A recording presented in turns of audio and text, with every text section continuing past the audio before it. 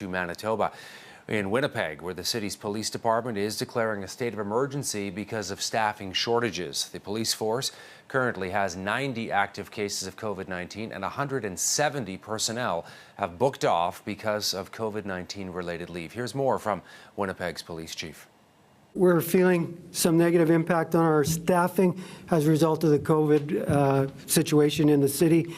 And I've declared a state of emergency internally for the Winnipeg Police Service. And there's a distinction there. What that allows me to do is it gives me some flexibility to redeploy some resources.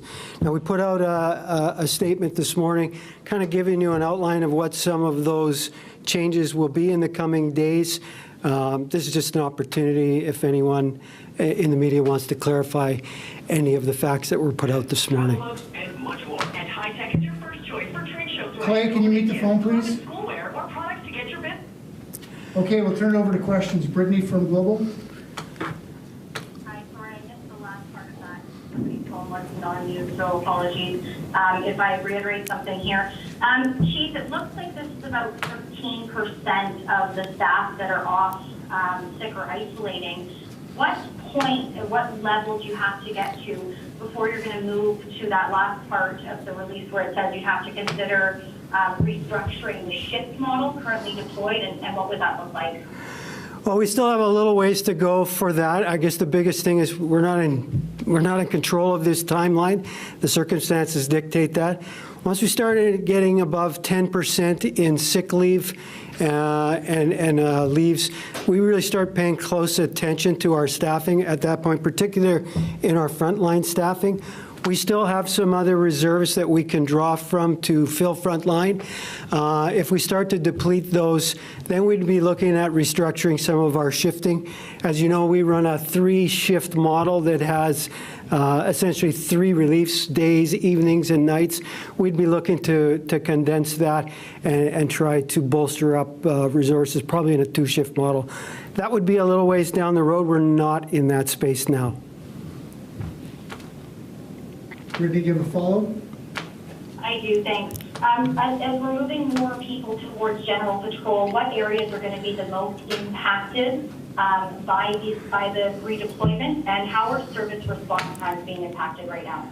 So generally speaking, service response times are really largely driven by general patrol. That's been our focus, is to ensure that we have proper resources there. The initial units that are going to be redeployed are our community support units, and our guns and gangs unit are the initial response to that. So that won't really impact our response times for calls for service, but some of the more community-orientated problems and some of our gang enforcement would take a back seat. James from the Sun. Yeah, good afternoon. Is it possible that officers with mild symptoms could be called into work to avoid a more dire situation? Like everyone else, I've been hearing and following the debates in the community from the healthcare officials. That's not something we're considering right now. We would follow the direction of the health experts. Okay, then is there currently a shortage of officers on the street? No, there isn't. What we're finding now, as of this morning, we had roughly about 90, we were dealing with about 90 positive cases, and we had about 172 people off on sick leave. What that meant for us is just to redeploy some of our current resources to ensure that we have proper resources in general patrol. Morgan from City News.